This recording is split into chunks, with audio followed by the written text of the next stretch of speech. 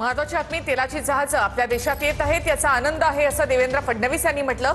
टीका करणाऱ्यांना पंतप्रधान मोदी कामातून उत्तर देतील असंही फडणवीसांनी म्हटलं आहे।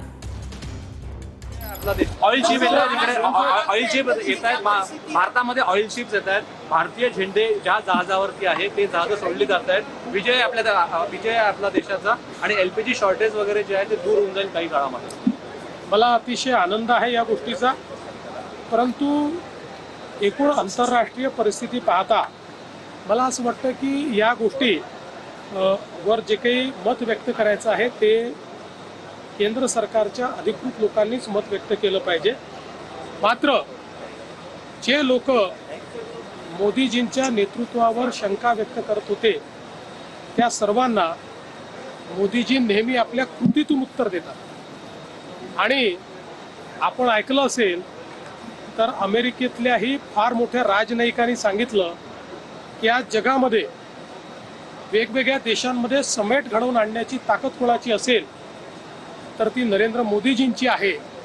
अशा प्रकारे अमेरिकेतले सर्वोच्च एक राजनयिक जर असं बोलतात तर मला असं वाटतं की आपल्या देशामध्ये बडबड आणि फडफड करणारे जे नेते आहेत यांनी देखील हे समजून घेतलं पाहिजे, आपल्या देशाची बदनामी बंद केली पाहिजे। असं म्हटलं जातं, मात्र दुसऱ्या बाजूने राज्यातल्या प्रत्येक शहरात एजन्सी बाहेर गर्दी होत आहे। वितरणात काहीतरी त्रुटी आहे, त्याच्यावर काय? वितरणातल्या त्रुटीमुळे हे नाही, काँग्रेसच्या नेत्यांनी जे पॅनिक तयार केलेलं आहे त्या पॅनिकमुळे हे चाललेलं आहे। मोठ्या प्रमाणात जाणीवपूर्वक लोकांमध्ये पॅनिक तयार करण्याचं षडयंत्र हे काँग्रेस पार्टीने केलेलं आहे।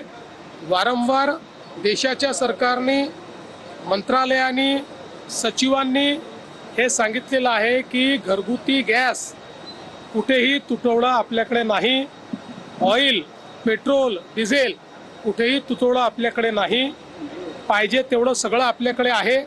तसं कुठलंही रेशनिंग देखील करण्यात आलेलं नाही आहे, पण जाणीवपूर्वक लोकांना भडकवायचं आणि रांगा लावायच्या हे षडयंत्र आहे।